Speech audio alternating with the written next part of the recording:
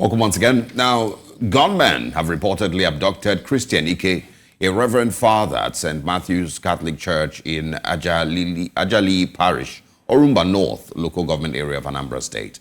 This is coming after 1 month after Basil Chukwuemeka, another Catholic priest, was kidnapped by suspected gunmen at Umpo Junction near Onitsha in Anambra State. On Sunday, gunmen attacked the Ogbaru local government area secretariat in the Atani area of Anambra State.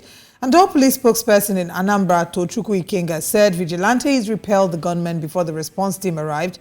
It has become a concern given the recent spate of insecurity in the state. This morning we're joined by the CEO, PR24 Nigeria, and consultant on security matters, Adekoya Oyekachi. Good morning and thank you very much for joining us. Thank you for having me and good morning to the viewers. I mean, this is an unfortunate situation or reports that we're seeing so far. But would you say that we currently, where we are, that we're still prioritizing, the current administration is still prioritizing insecurity as it should? Or would you say that so far the current economic turbulence has overtaken the conversations on insecurity or the priority that insecurity should have?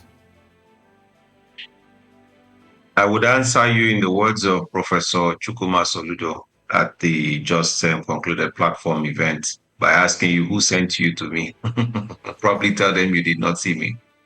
Like I'd always said, the issues of insecurity are hydra-headed. They are beyond a single administration. We have a systemic design problem. And what we rather do is to paint over the problem. And it becomes very tiring for people like myself to keep, sounding almost like a broken record on the issues. The issues are beyond one administration. And yes, I agree that the bulk of the matters of insecurity stops at the desk of the Commander-in-Chief of the Armed Forces of the Federal Republic of Nigeria. And up until this time, we cannot hold any other person responsible other than the man sitting there in Aso Rock. So if your question is government failing because of other macroeconomic issues, I would say no. This administration is failing because I sense, again, that the government in power has been hijacked by a militaristic thinking and some set of assumptions that has plagued this country since around the 1970s, just about when we finished the Civil War. So that's the problem here, that we take a unitaristic approach. We keep taking advice from retired military general or serving general. The military is not best or better suited for public safety or public order. So we keep making the same mistakes over and over again. And so no, it's not the macroeconomic issues that are overshadowing the security problems that we have. The security problems we have are entrenched, they are hydra-headed. They are influenced by external factors as they are influenced by internal factors, but the way we are structured is the greater problem, and that's why government in, government out, security chief in, security chief out, the problems are there and they remain. So that's my assessment. Well, I mean, you would expect, that maybe I should ask, from what you've seen so far, has there been any change in attitude towards addressing these issues? Is there any new way of thinking? Is there any, redirection of efforts towards addressing these issues?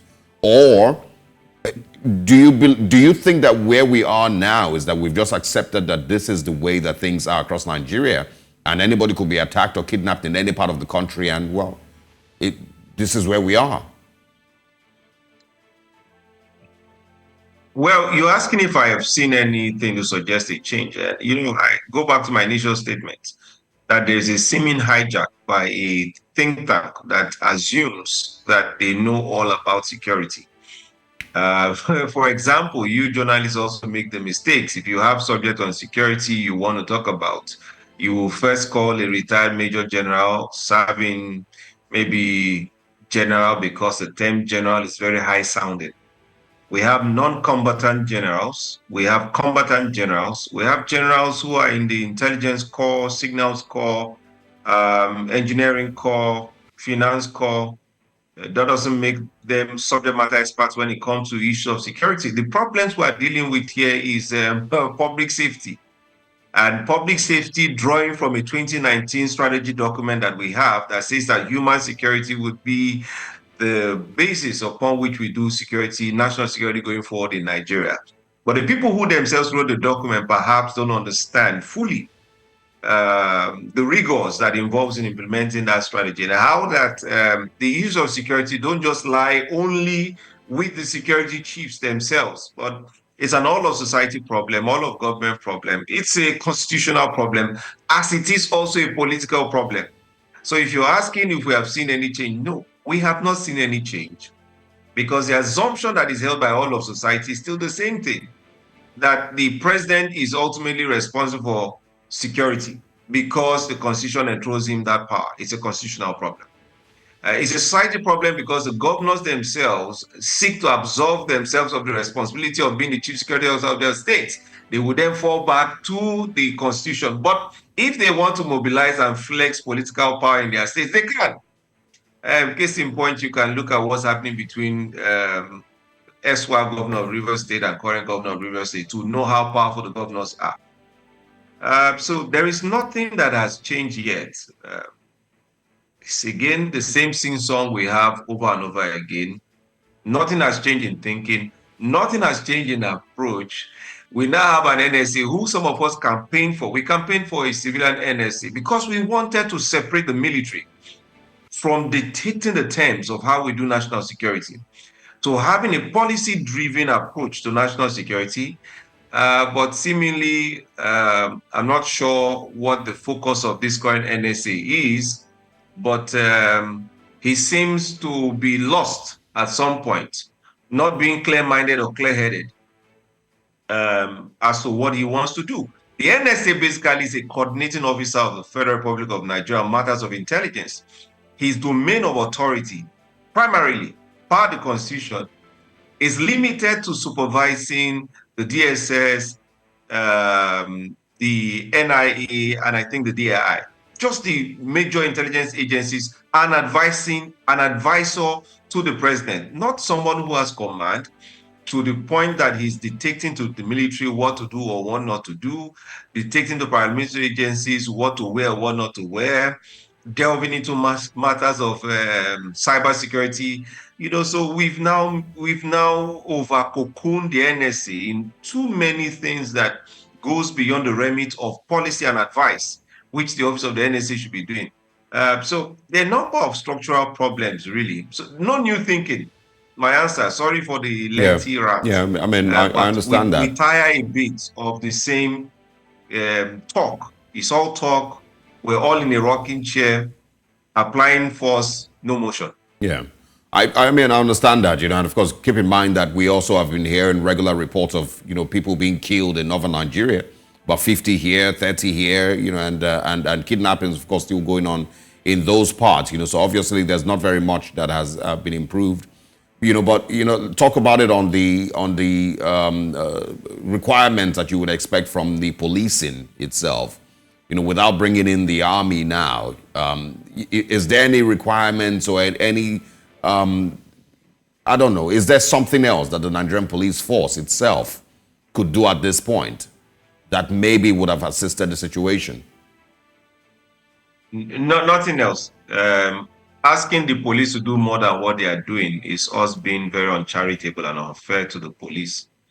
The police, as currently constituted, we are already beating a dead horse. This Nigerian police that we have, as is, cannot do beyond what they are doing. They are giving their blood, their liver, their kidney. They are giving their all. The policemen are just products of improvisation, and the policing we have is a product of improvisation.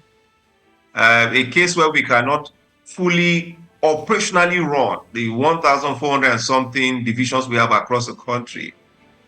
Logistics is everything in policing or even in security.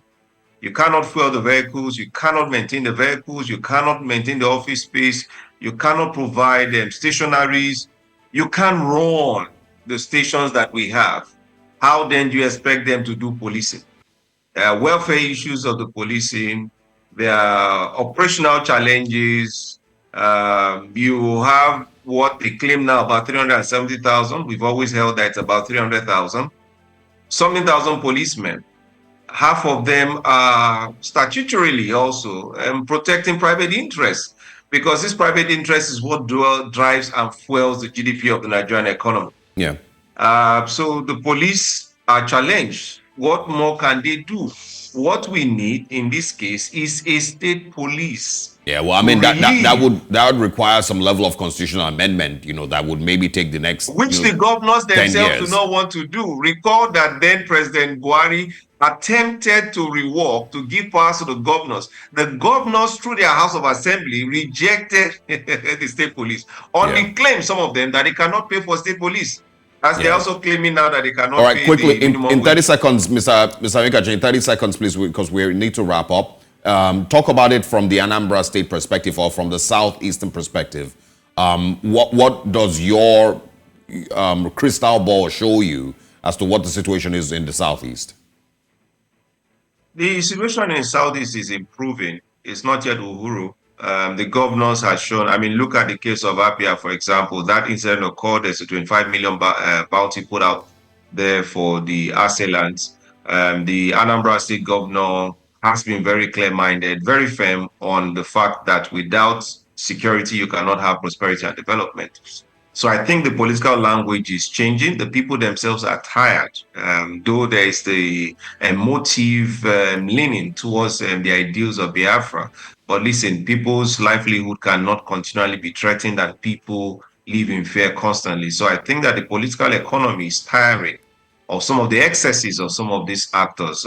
So if that continues with the right policies in place and the rest, and there may just be a convergence of interest to with that these issues are better dealt with. Sorry. All right, so Nkachi Adekola, thank you so much for joining us. We look forward to having more conversations with you. Hopefully, better ones this time when we look at the insecurity state in Nigeria. May I be as hopeful as you are.